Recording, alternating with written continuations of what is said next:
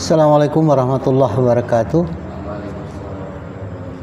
Alhamdulillah wa syukurillah, kita ketemu lagi di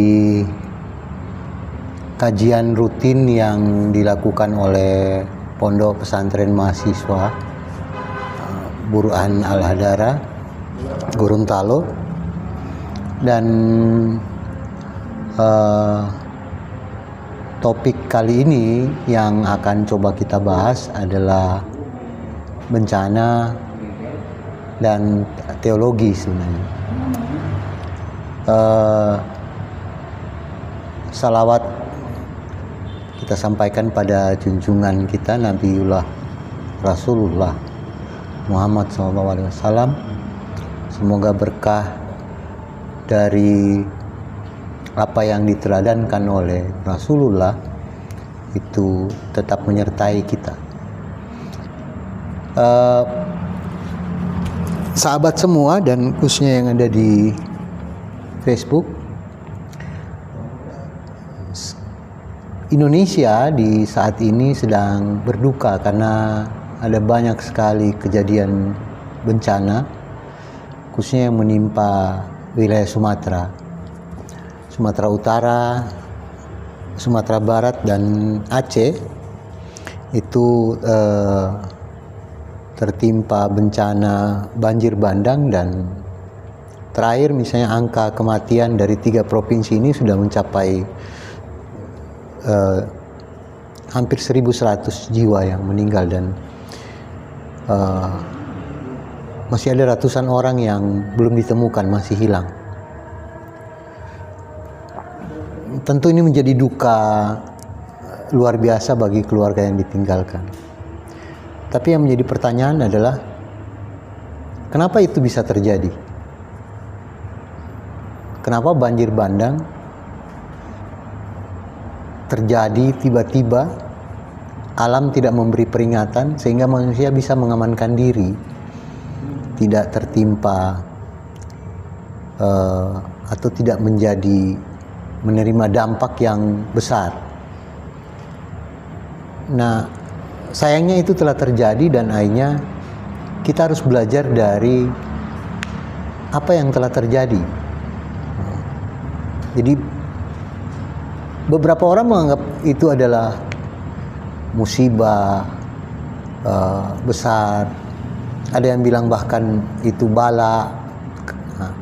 Tapi sebenarnya dari apa yang terjadi di bencana, kita juga bisa belajar. Belajar tentang kesalahan kita sendiri sebenarnya. Kalau kita bicara bencana, apalagi kalau melihat kondisi bencana di akhir-akhir ini, sangat kuat faktor pengaruh kerusakan ekologis. Jadi tidak ada yang mengatakan itu bencana alam. Saya secara personal sebenarnya selalu mengatakan tidak ada bencana alam, gitu. Karena kita berhadapan dengan ancaman setiap saat, dan ancaman itu sebenarnya hal yang alami. Ya, gunung meletus itu hal yang alami. Itu sungai meluap itu hal yang alami. Angin kencang, gelombang naik, gempa bumi itu hal yang alami yang terjadi, gitu. Seumur dunia ini nggak tahu udah berapa juta kali terjadi bencana yang berulang terus menerus. Ada siklus yang dia tahunan, ada siklus 5 tahunan, 10 tahunan, gitu. Itu alami. Nah, jadi ancaman itu alami, tapi bencana itu tidak. Gitu. Maka saya sering bilang bahwa bencana ada definisi bencana alam misalnya, tapi saya sering bilang tidak ada bencana alam. Gitu. Nah, di Indonesia sebenarnya kalau bicara kebencanaan, maka ada Undang-Undang Pengelolaan Bencana tahun 2007. Nah, undang-undang ini menegaskan tentang definisi bencana. Jadi agar orang tidak salah memahami tentang definisi bencana itu. Misalnya kita kasih contoh, hujan sehari, terus selokan karena tidak mampu meluap, maka memenuhi pekarangan, air mungkin setinggi 30 cm misalnya naik, berarti di atas mata kaki, tapi di bawah lutut.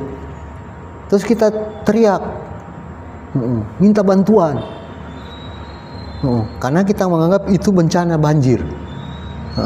Nah, belum tentu itu. Karena yang di dalam undang-undang dengan tegas mengatakan bahwa bencana itu suatu peristiwa atau beberapa peristiwa, rangkaian peristiwa yang terjadi dan itu mengancam, mengganggu kehidupan. Ya, yang dimaksud mengganggu kehidupan itu misalnya kita tidak bisa ke pasar, kita tidak bisa ke sekolah, gitu, karena sekolah terendam, pasar tidak bisa diakses karena mau jalan ke pasar kendaraan aja tidak bisa lewat. Kita bahkan buang air di rumah susah, gitu. Terus kita dipaksa harus mengungsi karena tidak memungkinkan untuk berdiam di rumah. Jadi penghidupan kita terganggu. Gitu. Tapi ketika air yang naik 30 cm karena selokan meluap, kan kita masih bisa ngangkat sandal, gulung celana terus jalan ke pasar. Gitu. Kita masih bisa lepas sepatu ke kantor, ke sekolah, ke kampus. Belum ada penghidupan yang terganggu secara signifikan. Maka itu belum bisa masuk pada kategori bencana. Itu bahasa undang-undangnya. Nah, terus dia bukan sekedar mengganggu penghidupan. Nah, bencana ini baik itu bencana yang disebabkan oleh faktor alam atau non alam atau faktor manusia, itu dia bisa menimbulkan kerugian. Nah, apalagi sampai ke timbulnya korban jiwa. Terus ada kerusakan lingkungan, kerugian harta benda, dan menimbulkan trauma atau dibilang dampak psikologis. Itu orang ketakutan. Misalnya saya mendengar cerita ada beberapa pengungsi dulu di gempa Palu misalnya, sampai hari ini kalau terdengar tikus aja lewat di plafon itu trauma, langsung berdiri dan mau lari gitu, karena psikologisnya terganggu. Karena sesudah terjadi gempa Palu, tsunami itu beruntun gempa terjadi dan membuat orang hanya tidak bisa tenang, tidak bisa tidur. Nah, itu pengaruh psikologisnya belum dampak psikologisnya belum hilang. Jadi ke aspek kejiwaan. Terus kerugian harta benda itu. Ini yang hanya dalam Undang-Undang 24 tahun 2007 itu bisa disebut bencana. Gitu. Jadi saya sering mengibaratkan kalau ada satu pulau kecil di tengah laut dihantam tsunami, nggak ada manusia di dalamnya, itu apakah itu bisa disebut bencana? Gitu. Terus pulau itu pohon di pulau itu misalnya tercerabut, roboh dan sebagainya, maka apakah itu akan disebut bencana? Itu tapi itu menarik untuk didiskusikan. Nah, terus akhir-akhir ini misalnya orang sering bilang bahwa di media sosial aktivis lingkungan mengatakan, oh ini bencana ekologis, gitu. Nah, kalau udah masuk ke bencana ekologis, itu dia akan bicara bahwa terjadi kerusakan lingkungan berskala besar, gitu. Tentunya kalau kita bangun WC nggak bisa menimbulkan kerusakan lingkungan berskala besar, gitu. Kalau kita bikin lubang di tanah untuk bikin septic tank, bangun WC, dia tidak bisa dibilang bahwa kita berkontribusi pada kerusakan ekologis, karena kerusakan lingkungan belum skala besar. Tapi ketika bumi digali, dikeruk karena untuk kepentingan tambang skala besar, itu maka itu bisa masuk pada kerusakan ekologis. Karena ada bentang alam, sering beberapa orang menyebut ada perubahan bentang alam, gitu. Sama seperti misalnya ada yang melakukan upaya untuk menganggap bahwa banjir terjadi karena air tidak lancar mengalir. Gitu. Akhirnya sungai yang berkelok-kelok dibuat lurus, terus dinamakan normalisasi sungai. Gitu. Nah, itu menjadi aneh. Menjadi aneh karena gini, kalau Allah itu Maha tahu.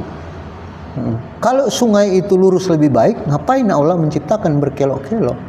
Terus kenapa kita mau merubah menjadi lurus? Gitu. Nah, manusia hanya melakukan rekayasa alam. Ya, untuk kepentingan manusia tentunya, ya. Nah,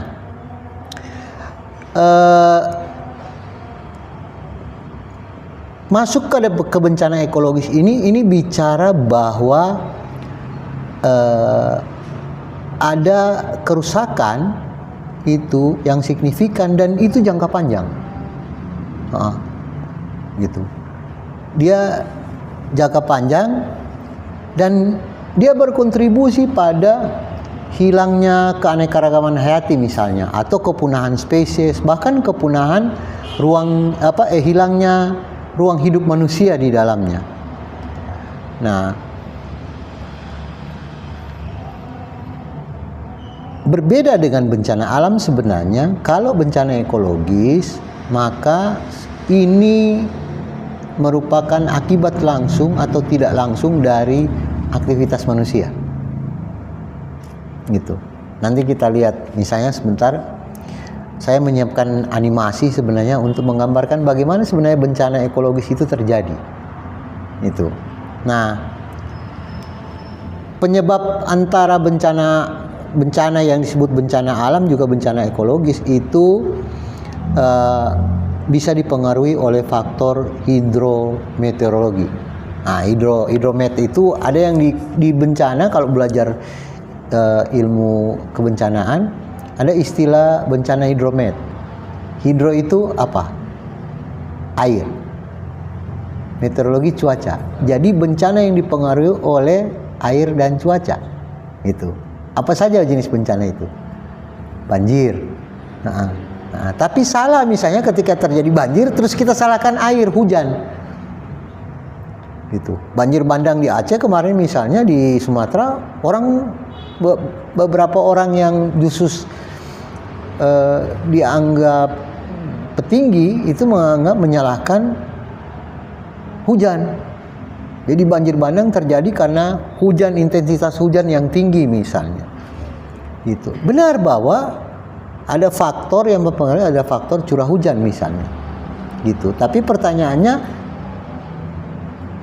kalau dia sampai menyebabkan rumah hanyut, itu jembatan putus dan meluas kawasannya, apakah itu faktor karena hujan? Gitu. Terus apalagi faktanya, misalnya jelas terlihat ada banyak kayu gelondongan yang hanyut bertumpuk, gitu. Maka berarti bukan hanya faktor hujan. Nah, Faktor hidrometeorologi itu karena faktor cuaca sebenarnya sebagian besar. Misalnya bencana hidromet itu selain banjir, apalagi kekeringan, musim panas berkepanjangan, kemarau, maka bisa menyebabkan kekeringan. Apa? Angin, cuaca ekstrim. Gorontalo misalnya kemarin di banyak tempat terjadi hujan dan angin yang cukup deras. Nah, itu karena faktor cuaca. Ada yang menyebutnya siklon misalnya. Kalau lagi musim siklon ini, maka itu terjadi. Nah, lanjut sebenarnya.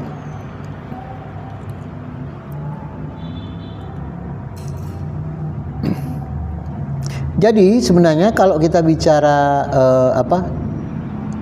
definisi bencana dalam undang-undang, ada 2 poin penting. Yang pertama, dia mengganggu penghidupan manusia. Yang kedua, dia menimbulkan kerugian. Harta benda, jiwa, bahkan dampak psikologis. Akhirnya misalnya sekolah tidak bisa digunakan, masjid tidak bisa digunakan, kampus tidak bisa digunakan. Semua mengganggu proses hidup yang berjalan normal. Orang tidak bisa belanja, orang bahkan tidak bisa makan. Karena kesulitan mencari bahan pangan, juga tidak bisa masak. Karena dari mana di pos pengungsian, apakah kita ada kompor dan sebagainya. Makanya di dalam bencana misalnya kayak kejadian barusan, kita harus melakukan assessment untuk bertanya, kalau kita memberi bantuan beras, mie instan ke pengungsi, mereka punya kompor tidak? Jangan sampai kita kasih bantuan beras, bahan pangan, terus mereka nggak punya kompor, atau mereka punya kompor tapi nggak punya gas misalnya, karena kompornya cuma kompor gas. Terus gimana mereka makan? Gimana mereka masak? Gak ada guna beras yang kita kasih. Malah mereka akan sibuk untuk bagaimana mencari kayu dan sebagainya hanya untuk memasak. Terus apakah ada punya peralatan makan? Punya peralatan masak, dandang untuk nasi misalnya, belanga untuk goreng telur. Jangan-jangan gak ada. Terus untuk apa beras dan mie instan yang kita kasih? Maka perlu diketahui kondisi pengungsi itu. Dalam kebencanaan hanya ada namanya kajian cepat. Kajian cepat ketika bencana terjadi untuk memahami kondisi pengungsi. Nah, intinya adalah manusia itu merubah atau melakukan rekayasa bentang alam yang memenuhi kebutuhan hidup dan penghidupan. Benarkah manusia merubah dan melakukan rekayasa untuk kehidupannya? Terus sebenarnya ketika bicara bencana akan terjadi, itu di banyak kitab suci sudah memberi peringatan. Di semua agama. Semua agama itu telah memberi peringatan bahwa yang intinya adalah harus hati-hati untuk mengelola alam.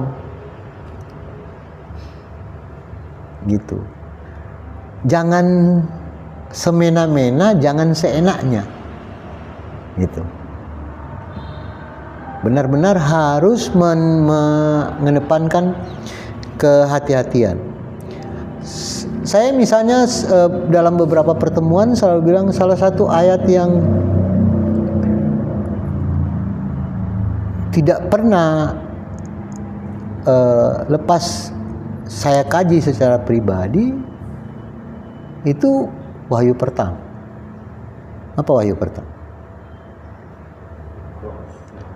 Iqra. Jibril datang dan menyampaikan pada Rasulullah, Iqra, bacalah. Tapi Al-Quran belum ditulis. Itu wahyu pertama. Kitab apa yang disuruh baca? Tidak ada. Wahyu pertama belum ditulis.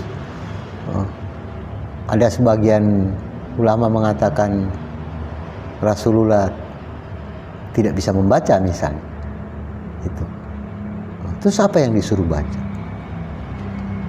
Yang diperintah Allah adalah membaca alam. Diperintah Allah pada Rasul adalah membaca isi alam. Membaca tanda-tanda alam. Membaca gunung, membaca manusianya, makhluknya, membaca sungai, membaca untuk memahami ciptaan. Gitu. Nah, pemahaman yang mendalam yang dimiliki Rasulullah itulah yang membuat Rasulullah sangat mencintai umat. Bahkan ketika disakiti, berdarah, Rasulullah tidak ingin membalas. Gitu. Karena petunjuk Allah untuk tidak pernah lepas membaca. Pertanyaannya, apakah ayat itu telah selesai pada zaman Rasulullah? Tidak. Dia masih berjalan sampai hari ini. Kita disuruh tetap diperintah untuk membaca tanda-tanda alam. Gitu. Karena misteri penciptaan itu kan luar biasa. Gitu. Nggak habis kalau dikupas dalam diskusi seminggu. Nggak habis karena gitu. Luar biasa misterinya. Nah, kita diperintah untuk membaca tanda-tanda alam dan isi alam. Nah, apa buktinya sebenarnya bagaimana manusia melakukan rekayasa, merubah bentang alam, dan akhirnya itu untuk kepentingan kita manusia, tapi akhirnya kita menanggung akibat dari merubah bentang alam. Itu. Nah, ini buktinya. Saya gambarkan itu dalam animasi ini. Nah, di awal itu kondisi alam itu seperti ini. Itu. Ini alami.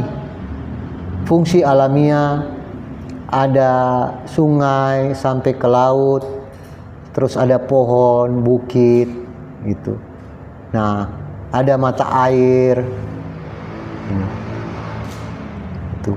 Ada fungsi air tanah yang terkandung di bawah tanah, gitu. Ada lapisan kedap air. Ini kalau orang belajar hidrologi paham betul. Ini kondisi alami. Itu.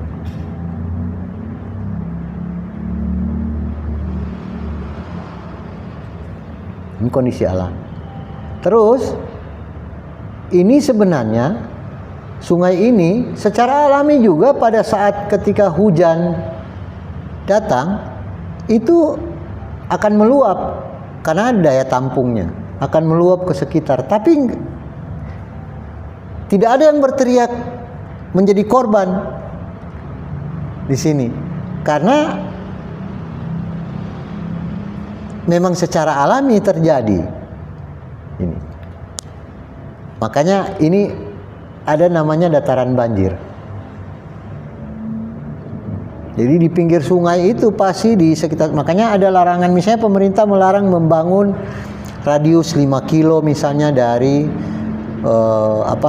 bantaran sungai misalnya, itu untuk menjaga, karena itu biasanya menjadi dataran banjir. Jadi ketika sungai meluap maka dia akan merendam wilayah di sekitarnya. Itu alami. Nah, terus kalau hujan sederas apapun ini, dia tidak longsor karena pohon, hutan itu masih terjaga. Itu. Ada riset yang menunjukkan bahwa membuktikan pohon usia 2 tahun itu dia mampu menyimpan cadangan air di akar itu 10%. Itu. Sedangkan pohon yang usianya sudah 40 tahun itu bisa menyimpan sampai 80%. Gitu. Nah, misalnya kita berandai kasih contoh, misalnya kalau 80% air itu taruhlah 10 kubik misalnya disimpan. Satu pohon misalnya bisa menyimpan 10 kubik air. Nah, kalau kita tebang 100 pohon yang usia 40 tahun, berarti ada berapa kubik air yang tidak bisa diserap? Ya 10 kali 100. Nah, 10.000 kubik berarti air yang akhirnya dia tidak bisa diserap oleh akar, dan itulah yang menjadi air yang lepas. Itu. Ketika hutan masih bagus, itulah yang ditangkap dan disimpan oleh akar. Gitu. Ini hal yang alami, itu yang makanya kalau tidak ada manusia di sekitarnya, pertanyaannya apa yang terganggu? Tidak ada. Biasa aja. Itu siklus alami sebenarnya. Tidak ada yang dirugikan. Maka disinilah tidak masuk definisi bencana. Gitu, yang disebutkan di undang-undang. Nah, tapi dia akan berbeda ketika dalam prosesnya alam yang tadi alami mulai terjadi pembangunan. Ini, ya, manusia mulai membangun di lereng gunung yang tadi hutan diubah, bikin perumahan, itu. Wah, apalagi perumahan ini pakai sumur suntik semua. Air cadangan tanah itu dihisap. Terus ketika hujan datang, karena tidak ada lagi pohon di sini yang melindungi lereng gunung, maka dia terjadi longsor. Gitu. Jadi berpotensi erosi tinggi dan longsor. Terus di sini kita ada perumahan, ada manusia tinggal. Maka dampak itu yang akhirnya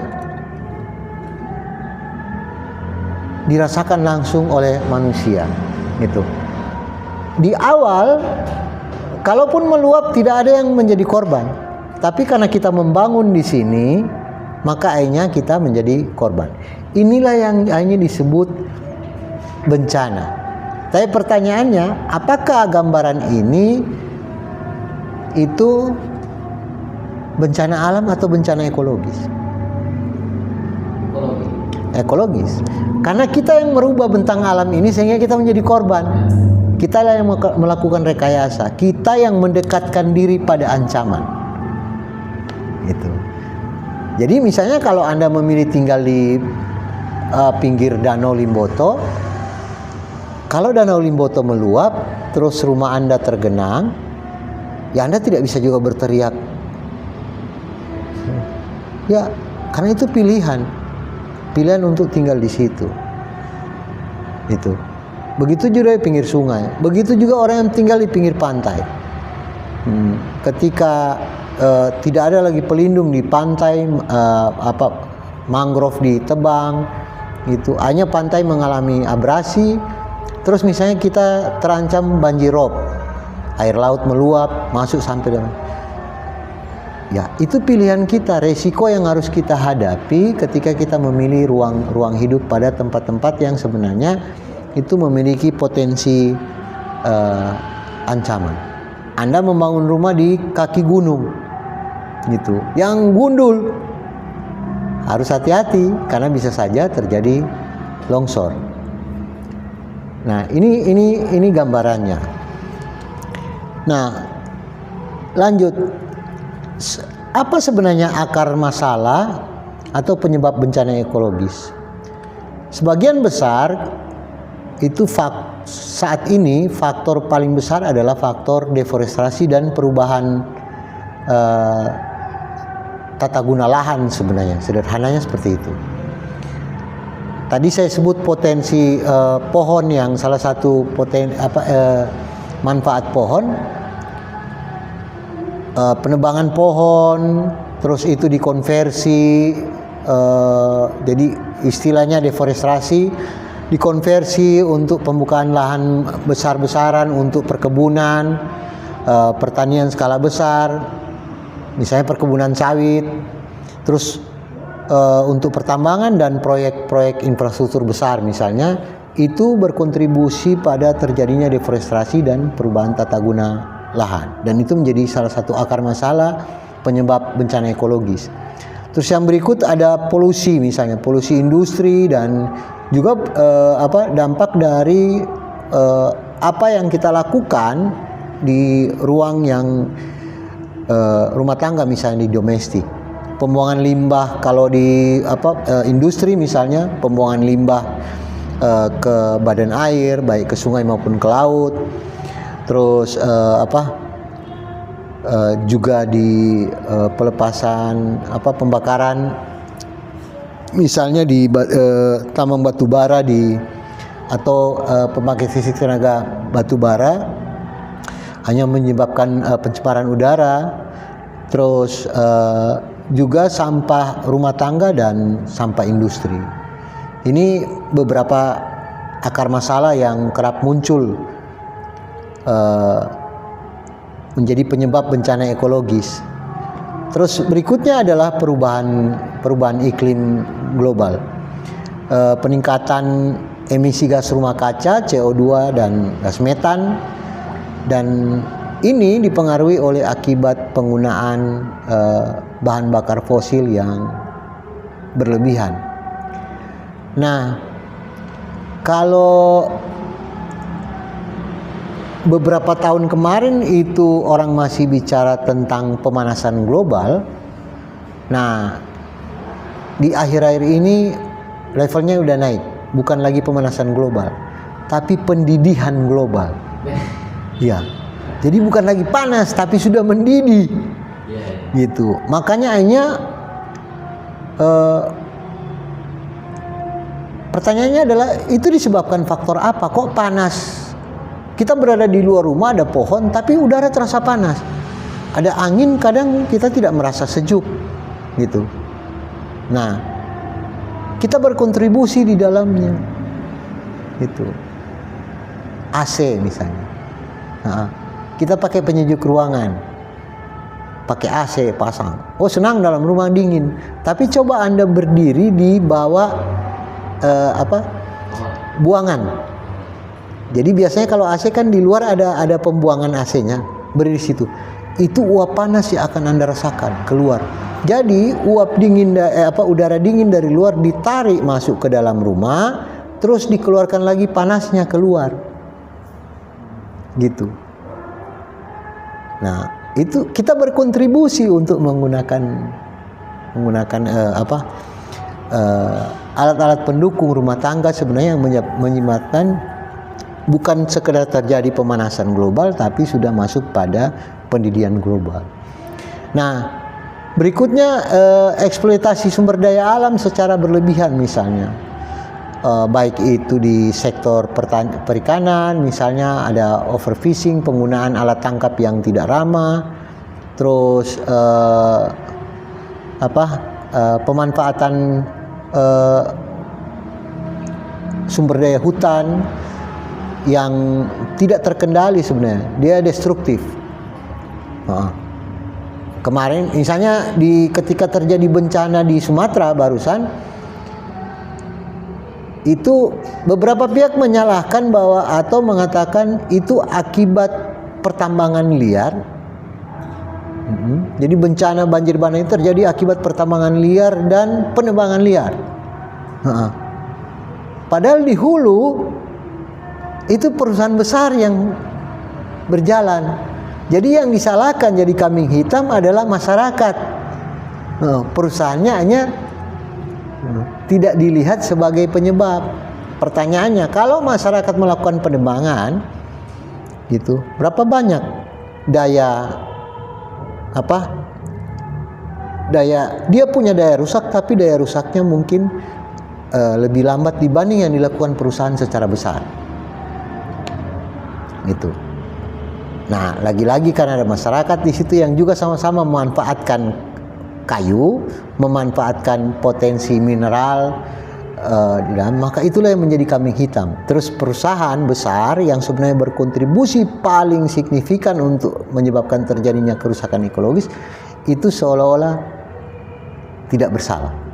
gitu, atau lepas dari tuduhan. Makanya saya sering bilang ini bukan persoalan legal atau ilegal, tapi selama dia merusak maka itu yang harus ditangani. Jadi walaupun dia legal, dia punya dokumen, dia pura izin, tapi kalau dia merusak maka itu harus diwaspadai, harus diperingatkan, bila perlu dilawan, gitu. Karena dia akan mengancam nyawa, gitu. Nah, menjaga nyawa itu penting dalam Islam, itu menjadi penting, gitu. Nah, kadang kita memanfaatkan sumber daya alam itu, kita tidak lagi melihat bahwa jadi alam itu, hutan misalnya, dia punya daya untuk pemulihan diri. Itu. Jadi dia punya kemampuan untuk regenerasi.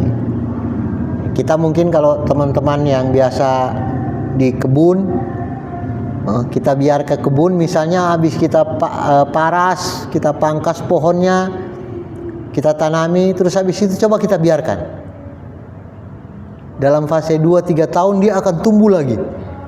Pohon-pohon baru, itu menunjukkan bahwa hutan atau alam itu memiliki daya pemulihan secara alami, regenerasi alami. Nah, tapi di akhir-akhir ini semakin susah dia melakukan regenerasi alami karena kita memaksa alam itu untuk kebutuhan kita yang tidak sesuai dengan daya dukung.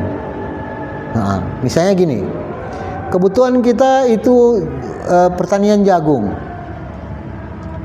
terus kita pakai pupuk yang hanya, kalau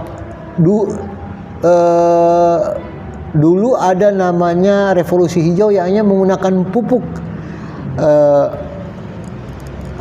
Roundup, yang mengandung Roundup, yang hanya dia menganggap selain tanaman itu, selain jagung yang jenis A itu, maka yang lain itu gulma atau pengganggu hama. Maka pupuk itu akan membersihkan, sekaligus membersihkan itu tanaman lain selain jagungnya, jagung tersebut. Akhirnya dalam beberapa fase tanah itu tidak bisa lagi kita tanami dengan tumbuhan lain selain jagung.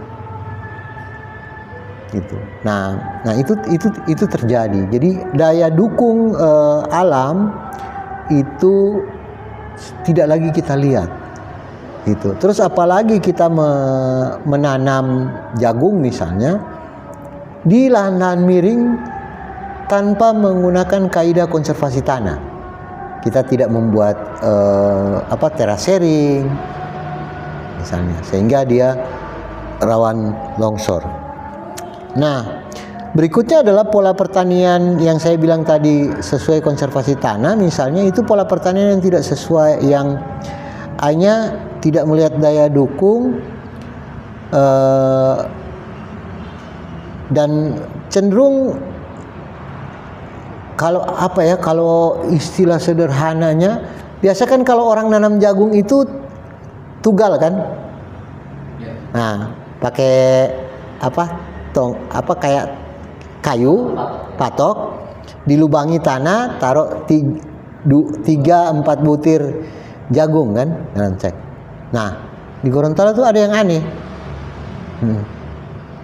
dia bukan ke bawah lagi tapi ke depan, cik, baru dia taruh, cuk, gitu. Karena lahannya udah begini. Ya, itu di banyak tempat di gunung-gunung. Dan saya sering bercanda, saya bilang jagung sudah masuk salah satu jenis tanaman tumbuhan merambat yang baru, karena dia merambat dari kaki gunung sampai puncak gunung. Nah, itu tidak menggunakan kaidah konservasi tanah. Itu. Dan itu tanah mengalami mengalami kejenuhan makin lama, dan hanya erosi, berpotensi erosi, apalagi di beberapa tempat yang sebenarnya dia punya potensi pergerakan tanah yang cukup besar. Di kabupaten di Bualemo itu sampai Kabupaten Gorontalo itu punya potensi pergerakan tanah yang besar. Dan itu ancaman sebenarnya. Nah, ini contohnya. Saya kasih ilustrasi ini. Bagaimana sebenarnya manusia pada satu wilayah tapi punya kepentingan berbeda. Itu.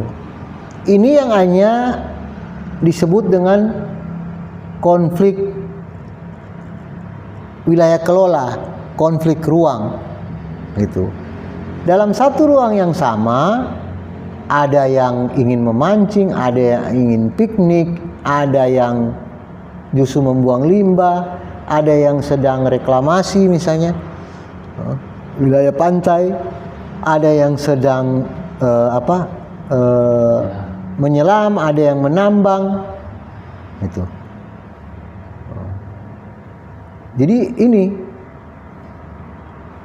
ini carut marut dia. Nah, karena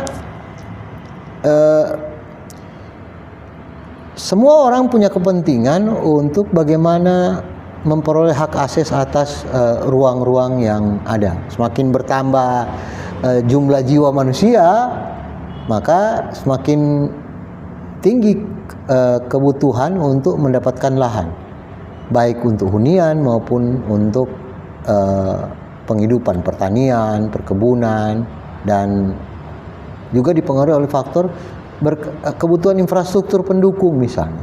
Apalagi kalau dia skala besar, proyek strategis nasional, ada yang namanya food estate gitu untuk ketahanan pangan gitu. Dan itu mengambil ruang-ruang yang sebenarnya punya daya dukung untuk lingkungan. Nah, konsekuensi serius itu adalah tadi saya sudah sampaikan kehilangan keanekaragaman hayati. Gitu. Jadi hilangnya habitat, erosi tanah, gangguan siklus air, terus kepunahan massal jenis-jenis tertentu tumbuhan dan hewan, gangguan rantai makanan dan jaring-jaring kehidupan, peningkatan suhu global, pencairan es gletser di kutub utara, kenaikan permukaan air laut, dan munculnya cuaca ekstrim. Nah, berikutnya adalah ancaman bagi kesehatan manusia, keracunan, mulai ada hujan asam misalnya, terus penurunan kualitas kesehatan manusia, wabah akibat polusi air dan udara. Itu. Apalagi misalnya ada banyak contoh manusia mengakses air misalnya, terus air itu sebenarnya itu ternyata terkontaminasi logam berat dan berbahaya dari buangan limbah perusahaan tambang. Kita menganggap itu biasa-biasa aja. Satu misalnya saya sering ingatkan kawan-kawan, kawan-kawan yang tinggal di wilayah persawahan, yang dulunya persawahan, berpuluh tahun dia menjadi sawah, terus selama menjadi sawah itu sering pakai pestisida kan, dipupuk, pakai pestisida. Terus ketika kita membangun sawah, apalagi di sawah itu ternyata di bawahnya ada badan air. Itu. Jadi kalau kita bisa akses peta potensi air bawah tanah misalnya. Apalagi dia ada bawah air, di bawahnya ada tempat penampungan air misalnya. Terus ketika itu dirubah, dikonversi menjadi kawasan pemukiman, terus kita pakai sumber air itu pakai sumur bor, sumur suntik. Nah, tanpa kita ketahui air yang sebenarnya ada yang kita hisap ke atas untuk kita gunakan, itu sebenarnya selama puluhan tahun itu terkontaminasi oleh pestisida. Gitu. Pertanyaannya, terus ngambil air dari mana? PDAM nggak akses. Nah, kalau begitu maka ada teknologinya misalnya. Apakah kita akan menggunakan filter untuk penyaringan dan sebagainya? Itu pilihan. Tapi memang harus perlu diwaspadai Minimal dari awal kalau kita memilih itu hunian di bekas sawah, maka ketika membuat sumur bor atau sumur suntik, itu airnya kita uji. Uji ke lab. Bawa ke kantor BP POM minta diuji karena ini untuk mengetahui kandungan di dalamnya. Itu. Nah, terus kita baru lewat beberapa tahun dari COVID, itu salah satu contoh misalnya wabah yang terjadi dan berdampak pada manusia, kesehatan manusia. Nah, dan yang kadang kita nggak paham sebenarnya ada keterkaitan. Kita sering ngomong simbiosis mutualisme, tapi kita nggak paham mana yang bersimbio, mana yang berjejaring sebenarnya, mana yang terhubung, terus mana yang telah terputus. Itu sering kita lupakan. Kita sering ngomong seperti itu. Terus ancaman yang berikutnya adalah ketahanan pangan terancam akibat degradasi lahan pertanian misalnya. Itu kerugian ekonomi kalau bencana terjadi, misalnya gini, kita membangun dengan dana 100 miliar itu, dan itu butuh waktu setahun. Terus ketika terjadi banjir bandang, dalam waktu 2 hari 100 miliar itu hilang di bawah hanyut. Itu akhirnya biaya itu berkonsekuensi pada biaya pemulihan sebenarnya. Biaya pemulihan, biaya rehabilitasi, rekonstruksi yang hanya sangat mahal. Itu. Apa? Karena kita salah menempatkan yang harus dibangun. Kita tidak pernah melihat bahwa sebenarnya itu dulu itu adalah badan sungai, atau kita sengaja menimbun sungai itu yang kita anggap sudah kering itu, terus kita timbun, bangun. Terus ketika musim hujan terjadi intensitas, balik lagi airnya, bangunan yang kita tempati dihantam. Terus kita salahkan alam. Enggak, kita yang mendekatkan diri pada ancaman. Itu tempatnya, tempat air. Air akan kembali pada tempatnya semula. Terus hilangnya mata pencarian sebenarnya terganggu. Yang nelayan nggak bisa melaut, petani nggak bisa bertani, apalagi udah capek-capek nanam padi di sawah, tinggal sebulan dihantam banjir, terendam, gagal panen. Gitu. Itu konsekuensi serius yang akan kita terima ketika kita tidak mampu membaca tanda alam, atau kita lalai membaca tanda alam. Nah, pertanyaannya adalah, kalau kita bawa ini ke ruang agama, apakah agama tidak memberi peringatan? Ada, saya bilang di awal bahwa sebenarnya agama telah memberi peringatan pada umatnya. Semua agama. Nah, dalam Islam misalnya manusia itu disebut sebagai khalifah fil ardh. Nah, bukan sekedar pemimpin. Itu. Khalifah itu bukan sekedar pemimpin, tapi dia punya tugas utama untuk menjaga. Itu. Dia punya tugas utama untuk bukan sekedar memimpin, tapi bertugas menjaga keseimbangan. Nah, Al-Quran mengingatkan bahwa kerusakan di darat dan di laut itu ulah manusia, kan? Nah, Allah memerintah kita untuk menjaga dan memperbaiki.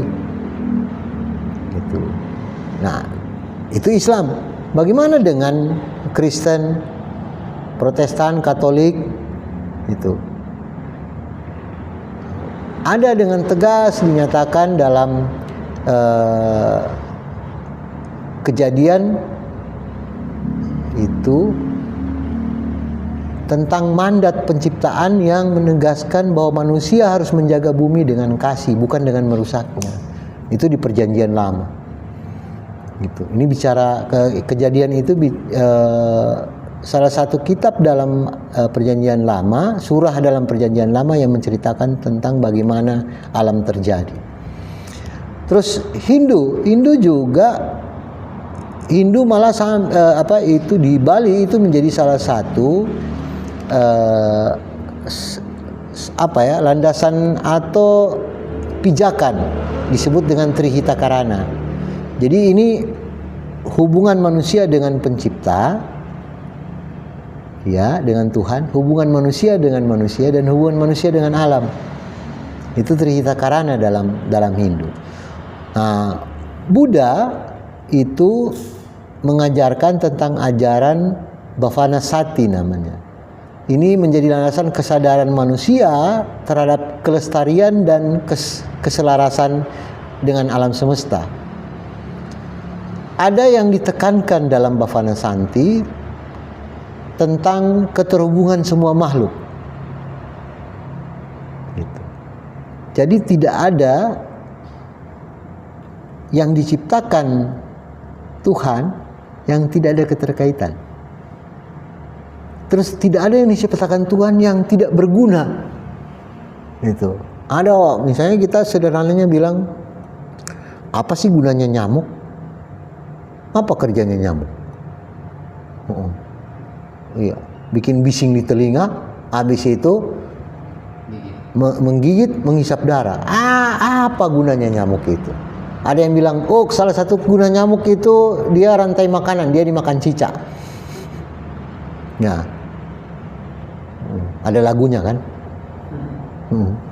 Cicak di dinding, datang seekor nyamuk, hap, lalu ditangkap. Cuma seekor, cicak kenyang, belum tentu. Cicak butuh banyak nyamuk. Gitu. Nyamuk itu cuma satu sebenarnya, teman-temannya yang banyak. Gitu. Terus balik lagi.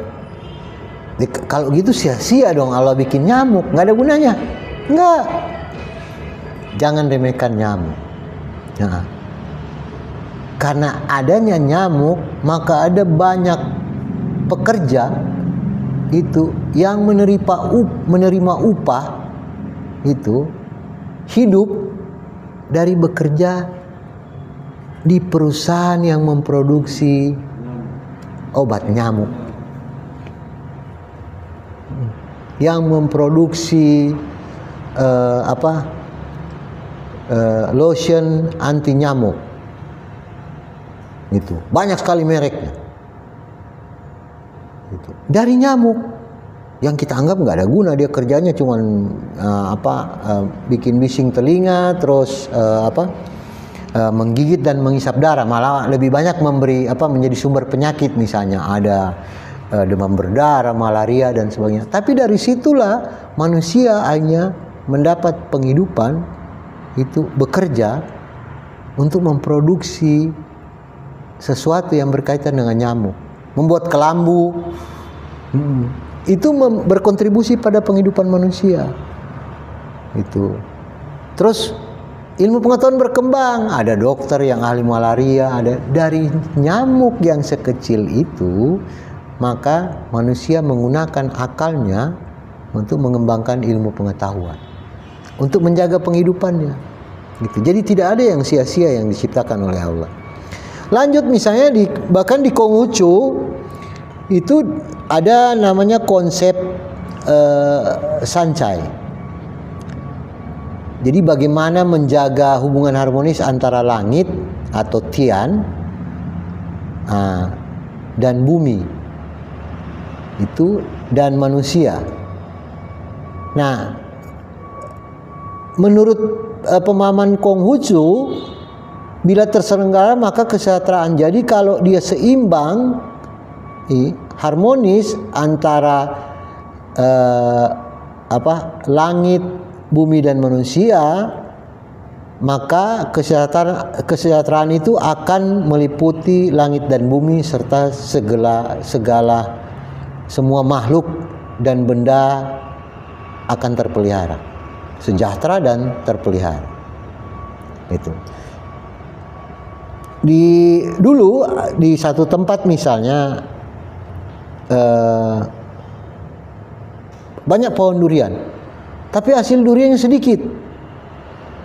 Awalnya itu penghasil durian banyak, terus tiba-tiba ada fase dia tiba-tiba kualitas hasil duriannya sedikit.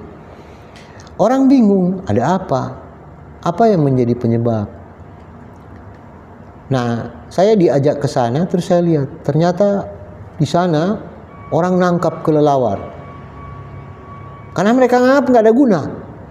Ada pasar yang membeli kelelawar, gitu. Jadi orang di kampung itu hanya berbondong-bondong karena ada pembeli kelelawar, menangkap kelelawar, dijual pada pembeli kelelawar, gitu. Dari Manado misalnya, dari Sulut itu banyak permintaan kelelawar, gitu. Dijual lah.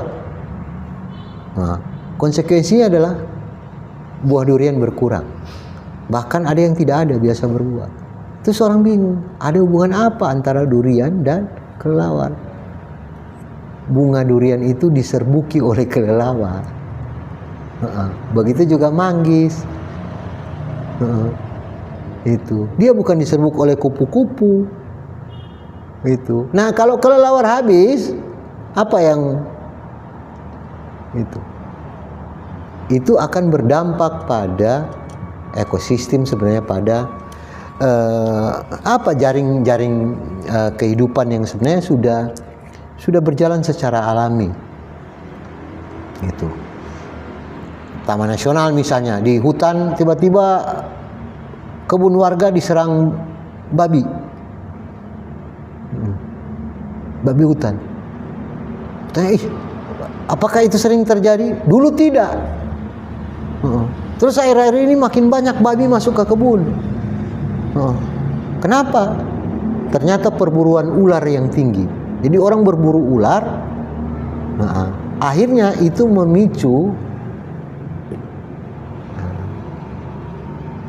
Jadi biasanya predator alami babi itu adalah ular piton yang besar misalnya, terus ketika itu makin banyak diburu dan piton misalnya memakan jadi menjaga ekosistem sebenarnya keseimbangan. Di Jawa Barat misalnya pernah ada informasi tentang banyak sekali warga yang digigit kobra, padahal sebelumnya tidak. Nah, hanya dicek apa yang terganggu, ternyata perburuan musang. Gitu, perburuan musang yang sangat tinggi. Yang sebenarnya musang ini dia memakan telur kobra, telur ular. Dulu masih terkendali, karena musang habis, maka ular tidak ada lagi predator alami dan dia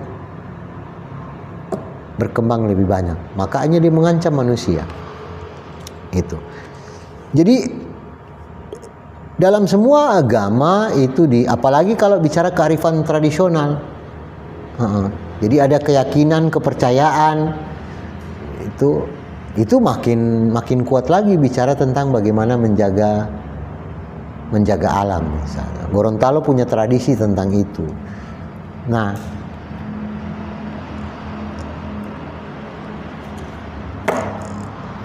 coba kita menggali lebih jauh ketika bicara bagaimana Islam sebenarnya memiliki tradisi spiritual yang kaya untuk terkait ekologi. Itulah yang dibilang Islam itu rahmatan lil alamin, rahmat untuk seluruh alam. Gitu. Nah, kalau bicara rahmat untuk alam, maka alam harus dijaga. Maka Islam sebenarnya salah satu agama yang memiliki tradisi spiritual untuk menjaga alam. Itu. Al-Quran berulang kali menekankan konsep keseimbangan alam atau misan. Nah, tadi saya sampaikan bahwa manusia disebut sebagai khalifah di bumi.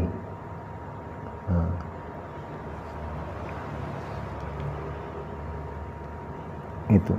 Nah, Peran khalifah itu adalah menjaga, bukan merusak. Itu. Karena bumi ditinggali oleh khalifah itu, oleh kita manusia. Terus kalau kita merusak bumi, kita merusak tempat kita tinggal kan? Tuh. Kita merusak tempat kita tinggal. Masa kita mau tinggal di tempat yang rusak? Itu. Jadi itu salah satunya adalah peran hal yang utama adalah menjaga, bukan merusak. Terus Al-Quran menekankan pentingnya keseimbangan. Gitu. Itu ditegaskan dalam Ar-Rahman 7-8. Itu. Tarjimnya ini. Telah tiba, dia tinggikan, dan dia Allah itu letakkan neraca keseimbangan supaya kamu jangan merusak keseimbangan itu. Itu. Nah, kalau ada gangguan muncul berarti ada yang tidak seimbang. Gitu. Itu konsekuensi alami. Terus peringatan lain juga berbunyi, dan janganlah kamu membuat kerusakan di muka bumi setelah Allah memperbaikinya. Itu. Ya, Al-A'raf 56. Nah, upaya berbuat adil kepada semesta juga telah ditegaskan dalam berbagai ayat. Intinya, Islam menegaskan merusak alam bukan hanya persoalan praktis, melainkan pelanggaran moral terhadap hukum ilahi. Ya. Allah menciptakan dengan demikian luar biasa bagus, terus kita merusaknya, kita melawan pencipta. Itu. Kita tidak. Pertanyaan, tunggu. Kalau mau bikin masjid, nggak bisakah kita tebang pohon untuk dibuat papan terus dibuat masjid? Bisa. Ya, tapi dihitung kalau kebutuhan untuk bikin masjid cukup 3 pohon, jangan kau tebang 50. Tebanglah 3. Gitu. Terus apalagi kalaupun kau mau tebang 10 karena misalnya masjid, kita mau bikin juga tempat untuk anak-anak mengaji.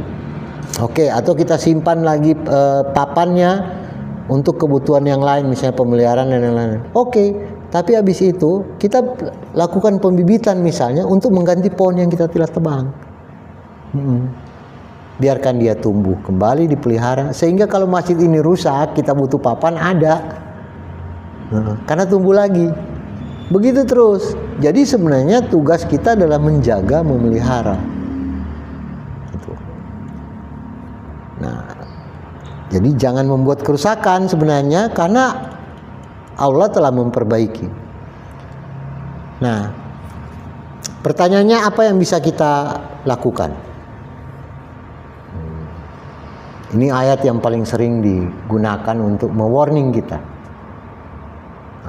Telah nampak Rum 41 ya.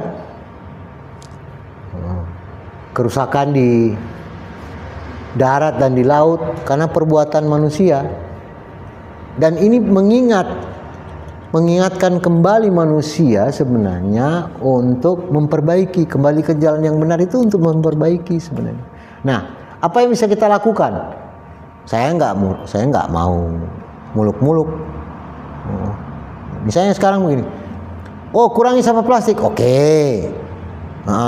Saya anak kos Pak, lebih banyak makan mie, maka saya berkontribusi banyak pada plastik, makan mie instan. Itu. Salah satu cara untuk mengurangi konsumsi plastik berlebihan, bawa botol minum sendiri. Tapi pertanyaannya, ketika kita bawa botol minum misalnya, pastikan juga bahwa ada tempat isi ulang yang tersedia. Kita ke kampus, kita ke sekolah, ada tempat isi ulang yang jangan sampai sudah bawa tumbler, bawa botol minum, terus tetap kita beli air isi ulang, mineral botolan, baru kita isi lagi ke tumbler, ya sama aja. Tidak ada guna kita membawa botol, karena tetap kita membeli juga air dalam kemasan untuk kita berkontribusi. Jadi pastikan bahwa kita juga ada ketersediaan untuk misalnya air isi ulang, ada airnya. Nah, Saya tidak muluk-muluk, jaga ciptaan Allah. Ciptaan Allah ini luas. Luas definisinya. Seluruh isi bumi ini adalah ciptaan. Jaga keseimbangan alam. Ya. Karena kalau dia tidak seimbang, pasti dia akan mengalami gangguan. Terus memahami tanda-tanda alam. Alam cenderung memberi tanda pada kita, tapi kita tidak paham. Gini, gunung mau meletus itu kerap diawali dengan, misalnya kalau kita tinggal di sini, itu burung tiba-tiba terbang meninggalkan puncak gunung, bahkan tawon, hewan, karena panas. Maka itu sebenarnya ada petanda bahwa gunung mau meletus. Itu kalau kita tinggal dekat gunung api. Tsunami itu dipicu karena gempa. Jadi tsunami tidak terjadi tanpa gempa. Gitu.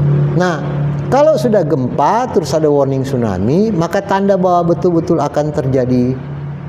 Biasanya kalau memang gempa besar dan dahsyat akan terjadi tsunami, itu burung juga terbang. Itu di Sumatera misalnya, di Nias ada yang namanya Karifan Smong. Kerbau dilepas di pinggir di pinggir pantai. Kalau kerbau itu lari ke atas gunung ketika terjadi gempa, maka berarti kemungkinan tsunami. Gitu. Orang akan ikut kerbau untuk lari ke atas gunung. Gitu. Jadi ya, jadi beberapa jenis hewan punya kepekaan tersendiri untuk kondisi darurat, gitu. Jadi memahami tanda-tanda alam, terus jaga lingkungan, jangan rusak lingkungan kita, jaga sesama, jaga penghidupan, gunakan isi alam sesuai dengan kebutuhan. Dan yang terakhir, bertanggung jawab untuk melakukan perbaikan, gitu. Jangan salahkan pemerintah saja, misalnya, terus kita diam. Itu kita misalnya ada bencana, terus kita modal kamera handphone, kita bikin video viral. Ini terjadi ini pengungsi, terus kita tidak melakukan apapun terhadap pengungsi, harus dibantu. Itu kerja kita cuma memviralkan. Enggak, mending memilih untuk meletakkan handphonemu dan membantu dibanding membuat viral. Itu. Dan yang terakhir itu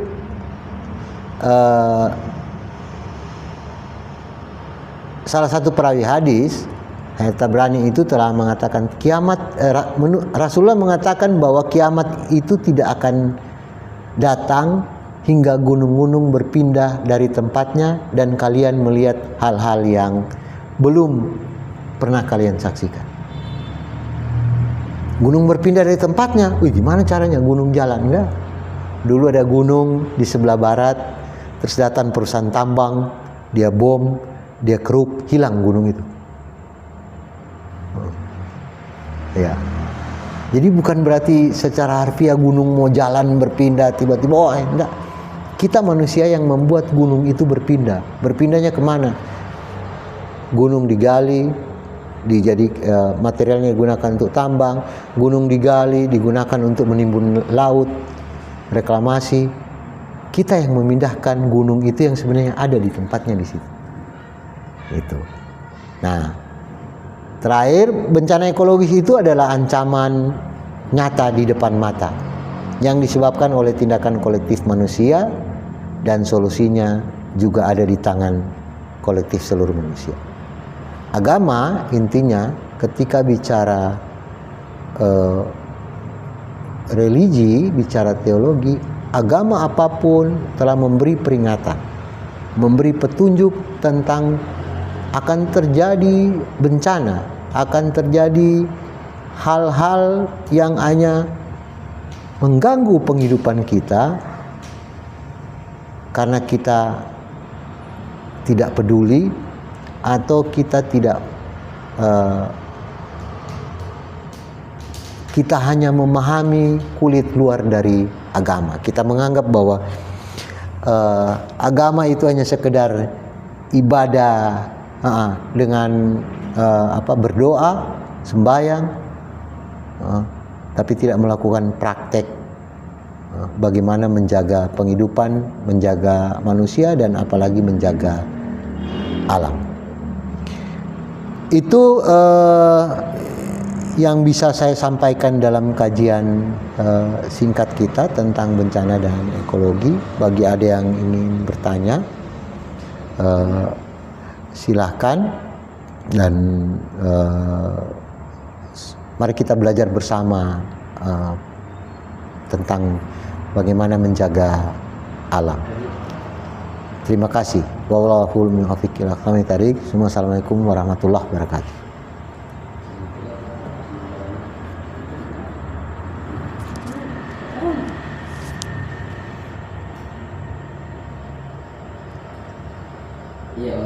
Ya, silakan. Yang pertama, apa alasan ketika bencana alam tidak dibilang sebagai bencana? Karena karena begini, bisa jadi bencana alam itu bisa berubah menjadi bencana ekologis. Itu gambaran saya, apakah kalau keliru atau tidak? Karena menurut saya, ketika di Palu orang itu mengakses sebuah peralatan atau mengakses sebuah perekonomian dan konsumsi hingga ganti baju dan hal lain sebagainya, itu susah. Dan itu ada masuk di bencana ekologis. Jadi perbedaan antara bencana alam dengan bencana ekologis itu terjadi saat apa? Ketika ini kan kedua-duanya juga bisa merusak seluruh alam. Nah, apa alasannya ketika itu bukan sebagai bencana? Iya, itu ya. Iya. Jadi gini, balik lagi ke definisi bencana. Gunung meletus, itu hal biasa. Ya, gunung memang salah satu tugas gunung meletus, misalnya gitu.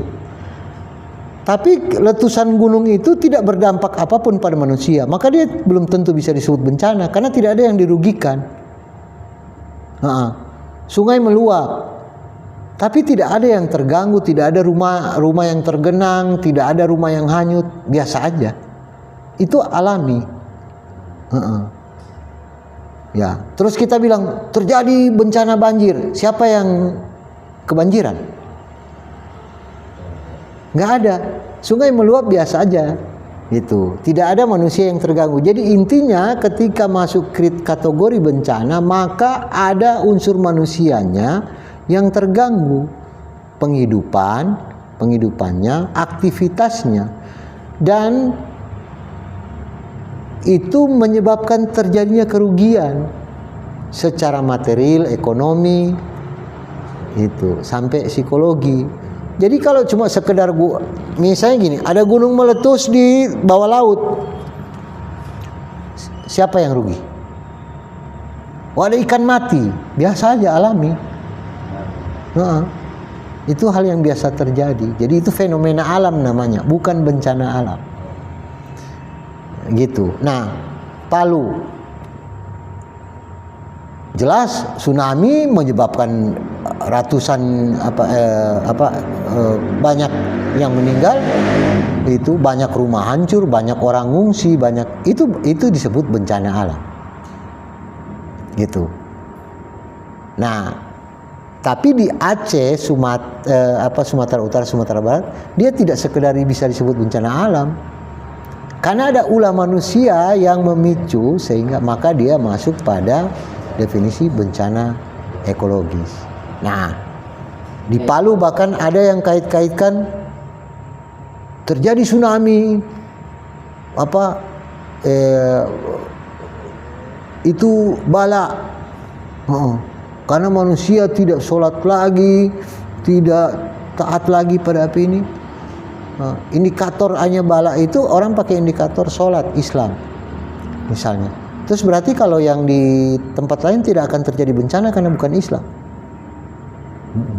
Nah itu padahal semua agama mengatur, memberi warning tentang akan terjadinya bencana kalau kita tidak arif gitu. Ya terus tadi bilang dari beberapa agama secara menyeluruh bahwasanya mengandung kolaborasi antar alam dengan manusia. Ya. Terus menjaga eksistensi dari Keseimbangan. Ya, sumber alam tersebut dengan sumber manusia. Ya. Simbiolisme mutualisme, membutuhkan satu sama lain. Iya, satu sama lain. Nah, berarti di Gorontalo adat yang sering memegang itu adalah adat Bersendi sara. tidak yang dianggap syirik itu. Dayang. Nah, ini Dayango berarti termasuk dari ajaran Islam atau termasuk dari syariat, karena hal yang dibuat oleh orang-orang Gorontalo ketika Dayango itu menjaga alam. Tanya dulu kepada menghargai dulu kepada pohon tersebut baru ditebang. Ya, kalau Dayango ini kan ritual. Iya, ritual. Ritual. Dia tidak bisa disebut dia ajaran Islam. Iya, maksudnya Gitu. bisa menyerupai syariat, maksudnya berkaitan. Ya, dengan nilai-nilai keislamannya sebenarnya bisa dilihat. selaras berarti. Ya, kan jauh sebelum Islam masuk di Gorontalo, Dayango sudah berjalan, sudah dilakukan, sudah hidup dalam tradisi kehidupan orang Gorontalo zaman lalu. Terus masuk Islam masuk, maka penduduk atau warga Gorontalo yang hanya diperintahkan untuk memeluk Islam itu kan tidak meninggalkan tradisi, dia tetap menjalankan tradisi.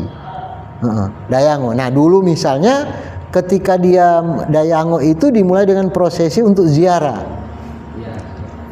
kubur untuk meminta petunjuk pada leluhur. Nah tapi ketika Islam masuk maka ziarah kuburnya diikuti dengan tahlil. Terus orang bilang bahwa itu syirik. Gimana dia baca ayat Quran?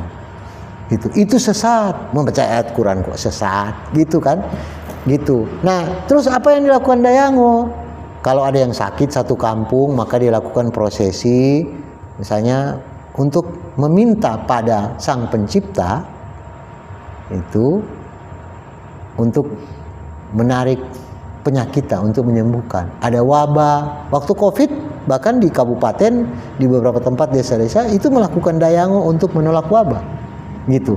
Kalau musim kemarau panjang, takut gagal panen, dia bikin Dayango untuk minta hujan. Adakah yang negatif tentang itu?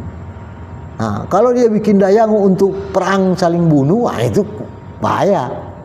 Gitu. Nggak ada. Hampir semua prosesi Dayango, sepengetahuan saya, itu hal-hal yang sebenarnya positif untuk penghidupan. Maka lepas dari kontroversi dia sesat dan tidak, itu bagian dari kearifan sebenarnya. Bagaimana masyarakat Gorontalo sebenarnya sudah punya cara pandang, sudah punya nilai untuk menjaga alam dan menjaga penghidupan, gitu.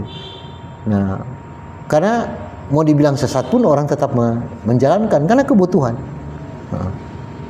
Itu. Nah, pertanyaannya adalah apakah kita meminta hujan itu kriminal? Apakah kita minta wabah hilang, minta orang yang sakit jadi sembuh itu kriminal? Nah, itu tentu akan ada perdebatan cukup panjang. Gitu. Intinya adalah proses-proses itu, dan bukan hanya Dayango, di banyak tempat juga terjadi hal yang sama sebenarnya. Di Jawa ada ruatan untuk tolak bala dan sebagainya. Itu bagian dari manusia menjaga keseimbangan. Ada yang kita ambil, maka ada yang kita beri. Gitu. Itu bagian dari proses penghambaan. Walaupun kita bilang bahwa dia menghamba pada siapa, itu berikutnya. Tapi itu bagian dari menyampaikan syukur dengan prosesi-prosesi ritual adat atau tradisi yang sampai hari ini masih berjalan. Gitu. Persoalan di Dayango kan karena dalam mantra atau apa yang dinyanyikan itu memanggil lati, yang kata orang Gorontalo itu setan. Padahal itu sesuatu yang dianggap hidup atau menempati satu tempat, roh yang menempati, bukan setan. Jadi sesuatu yang menjaga. Yang menjaga kayu disebut apa, yang menjaga tanah disebut apa, sampai iya menjaga kebun, sampai menjaga tungku untuk memasak. Itu diyakini ada sesuatu yang jauh lebih besar dibanding kita. Begitu kira-kira. Iya, paham.